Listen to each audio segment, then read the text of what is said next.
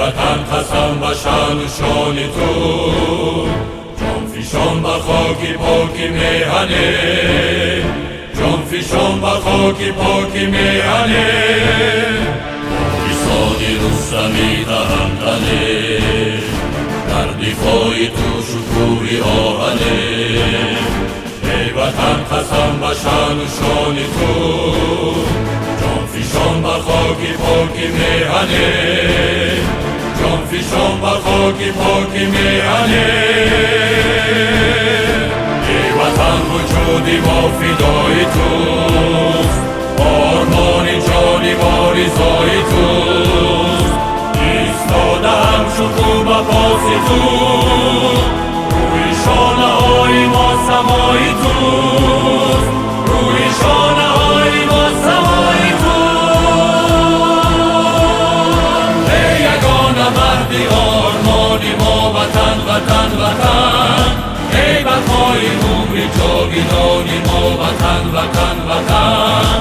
هسته بزرگ امتحان ما وطن وطن وطن، ابتدای اصل یاریان ما وطن وطن وطن. ای یگانه مردی آرمان ما وطن وطن وطن، ای بقای عمر جاودانی ما وطن وطن وطن. هسته بزرگ امتحان ما وطن وطن وطن، ابتدای اصل یاریان ما وطن وطن وطن.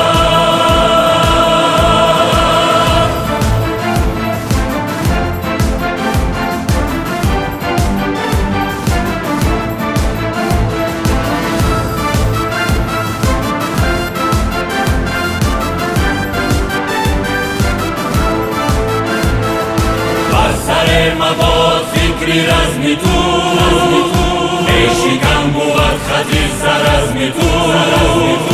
بر سر مباد فکری رزمی تو، ای شکم بود خطی سرزمی تو. این سپاه جان به کف نگاهی توست، صلح جاودان است عزم تو. ای یگانه مردی آرمانی ما وطن وطن وطن، ای بقای عمر جاودانی ما وطن وطن وطن. هسته بزرگ امتحان ما وطن وطن وطن، ابتدای اصل یاریان ما وطن وطن وطن. تن به حفظ جان تو سپر کنه، تا تو را رها ز هر خطر کنه. پرچمی تو زیب بحر و بر کنه، با دعای مادران سفر کنه. ای یگانه مردی آرمانی ما وطن وطن وطن، ای بقای عمر جاودانی ما وطن وطن وطن.